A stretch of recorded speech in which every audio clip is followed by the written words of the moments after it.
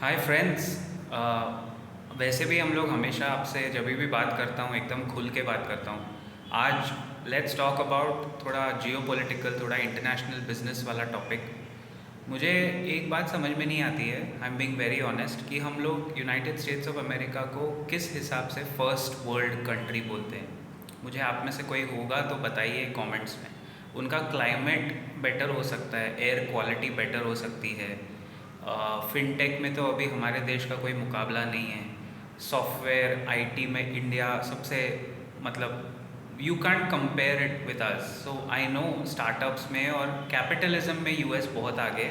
Dollar छापने के लिए अगर आप उनको फर्स्ट वर्ल्ड बोल रहे हो, then I think it's the biggest hypocrisy of the last 100 years। देखिए, मैं आपको बहुत सिंपल शब्दों में समझाता हूँ as usual. Silicon valley bank या सिल्वर गेट या जो भी उनके बड़े बड़े ये हमारे बुक्स में ये स्टूपिड बैंक्स है, बिकॉज अगर आप बिलियंस ऑफ डॉलर्स का डिपॉजिट्स लेते हो और आप वो ऐसी जगह लगाते हो जहाँ आपको वो लॉस में बेचना पड़ता है। सिंपल भाषा में यही हुआ है सिलिकॉन वैली बैंक में, क्योंकि इनकी जो इंटरेस्ट रेट्स है वो कम थी पहले, अब सडनली ब्याज दरें बढ़ के 5 गुना तक बढ़ गई है यूएस में ही। तो यूएस तो सारे प्रॉब्लम की जड़ तो वहीं से आती है ना गाइस। मैं ये कह रहा हूँ कि I might have to make 2 videos to explain this, लेकिन इस वीडियो में ट्राई करते हैं। यूएस करता क्या है, दुनिया भर के कंट्रीज़ पे मॉरल पुलिसिंग करते हैं। कहीं भी कुछ भी पंगा हो ये लोग पहले पहुंच जाएं, क्योंकि उनकी आर्म्स की लॉबी बहुत बड़ी है। डिफेंस में सबसे ज़्यादा खर्चा दुनिया में यूएस की जीडीपी का खर्चा डिफेंस में होता है। लेटेस्ट वेपन्स है उनके पास। इस महीने में अगर वो फर्स्ट वर्ल्ड है तो मैं शायद आपकी बात समझ सकता हूँ, लेकिन बॉस वहाँ सेफ्टी सिक्योरिटी देखो, गेटोज़ का प्रॉब्लम कितना है, गन कंट्रोल का प्रॉब्लम कितना है, इमिग्रेशन इश्यूज़ है। मेक्सिको से आप लोगों को रोक नहीं पाते हो अपने देश में इलीगल इमिग्रेंट्स लाने के लिए, एक वॉल नहीं खड़ा कर पाए, सिर्फ पॉलिटिकल बवाल करते हो। ऊपर से फाइनेंशियल सिस्टम्स यार, मतलब कहीं ना कहीं मुझे लगता है अपनी बैंक्स, भाई फर्स्ट वर्ल्ड कंट्री वो होती है जहाँ एकदम राम राज्य टाइप सिचुएशन होनी चाहिए। मुझे कोई टेंशन नहीं है, एकदम नॉर्वे डेनमार्क स्वीडन जैसी फीलिंग आनी चाहिए कि एवरीबडी इज़ वेरी हैप्पी, सब कुछ फर्स्ट क्लास चल रहा है। कहाँ से आपको लगता है ये लोग फर्स्ट वर्ल्ड है? मैं 2001 से आपको सही बता रहा हूँ। मुझे ना उस time we were all obviously quite younger and people use to tell us कि यूएस चले जा, तेरी लाइफ सेट हो जाएगी, लाइफ सेट हो जाएगी, लाइफ सेट हो जाएगी। मैं आई हैव विजिटेड 16 कंट्रीज़ और मैं देख के विज़िट करके उसको निष्कर्ष निकाल के आपको ये बात बोल रहा हूँ कि ऐसा कुछ भी नहीं है apart from the climate is very good. Population कम है तो आपको थोड़ा पीस मिलती है, क्वालिटी ऑफ लाइफ के नाम पे कुछ भी ऐसा फ़र्क नहीं है। Let me tell you this, first world country is unable to control their banks.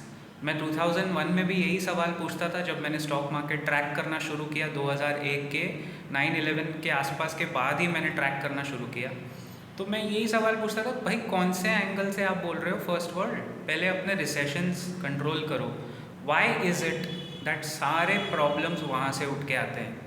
क्योंकि वहाँ कैपिटलिज्म में डॉलर, इसका एक रीज़न मैं आपको बताता हूँ। Dollar is the world's reserve currency. सारा ट्रेड मोस्ट लाइकली अब तक डॉलर में होता था। अब तो ये वॉर के बाद तो सारी कंट्रीज़ अपना अपना अलग अलग ट्रेड करे। जैसे इंडिया ने रुपी ट्रेड शुरू कर दिया है, उसको टाइम लगेगा, बहुत साल लगेंगे, but at least we have started trading in bilateral currencies, right? तो अब तक तो सारा ट्रेड ग्लोबली अभी भी डॉलर में होता है। 4 मेजर करेंसीज है, US dollar, Japanese yen, euro and pound.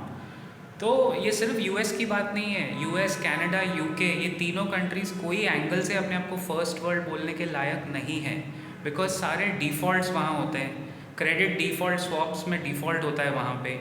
Insurance companies वहाँ पे सही चलती हैं, क्योंकि हर चीज़ के लिए तो भाई साहब ने इंश्योरेंस लेके रखा है। देन आप अपनी बैंक्स को कंट्रोल नहीं कर पाते, और हर बार आके फेड क्या करता है? फेड अल्टीमेटली, यूएस फेड करता क्या है? 2011 से 2021 तक 10 साल तक उन्होंने ब्याज दरें यानी इंटरेस्ट रेट्स 0 to 1% के बीच में रखे। अचानक कोविड के बाद उनको याद आया कि ओ गॉड, अभी तो ये 12 साल की गलती मुझे काटनी पड़ेगी, और वो ब्याज दरें बढ़ाते बढ़ाते बढ़ाते, आप सोचिए जिस देश में ब्याज दरें 0 to 1% है, सारे बैंक्स, सब लोगों ने, स्टार्टअप्स ने क्रेडिट पे माल उठा उठा के अपने धंधे शुरू कर दिए। आज वो धंधे बिलियन डॉलर बिजनेसेस बन गए हैं। और अब टाइम आया है टाइटनिंग का। टाइटनिंग मतलब अब वो बेल्ट को टाइटन कर रहे हैं। अब इंटरेस्ट रेट जो 0.5% था वो अब 5.2% हो गया है गाइस।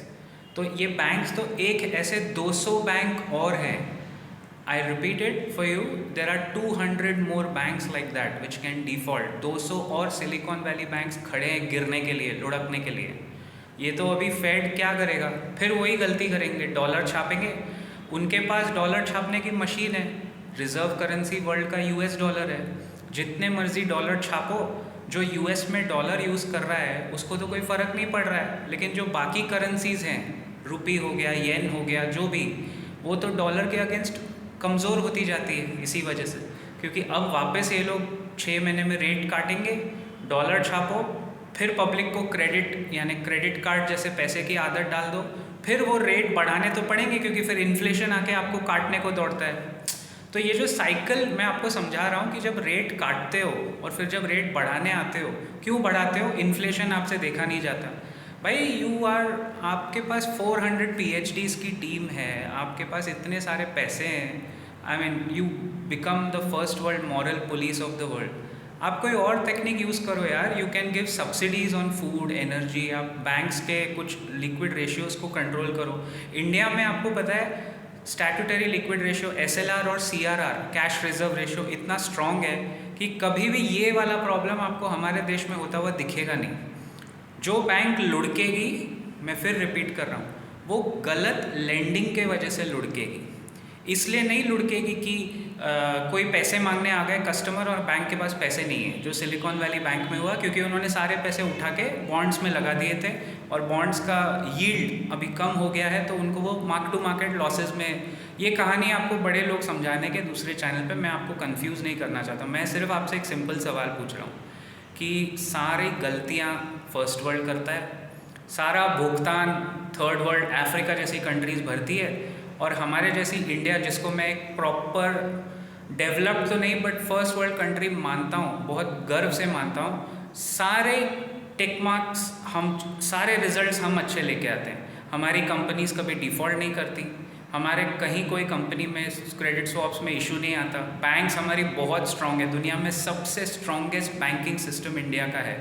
ये स्टेटमेंट 3 साल पहले JP मॉर्गन ने दिया था।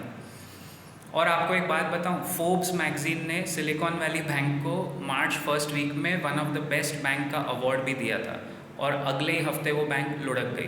तो इनके रेटिंग एजेंसीज की क्या मायने हैं गाइस? कोई मायने नहीं है, कुछ नहीं है, सब वाइट कॉलर गून्स है, goons. I call them white collar goons है ये मेरा प्रॉब्लम ये है जो आज आप वीडियो में देख रहे हो।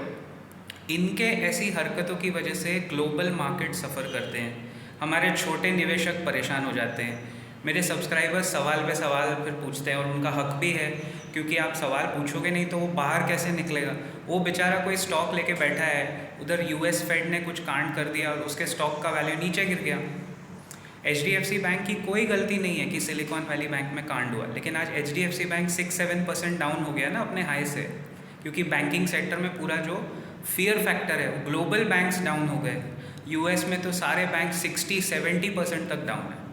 तो इस पे ज़रा विचार कीजिए, और बेमतलब अगली बार आपको कोई भी बोले ना कि फर्स्ट वर्ल्ड कंट्री है, लाइफ सेट है, उसको ना उठा के आप हकीकत दिखाना, तथ्य दिखाना, और उस पर बात करने को बोलना। Let people talk on facts, not because somebody's colour is different, somebody's climate is better. वो आपको इंडिया में भी छोटे शहरों में मिल जाएगा।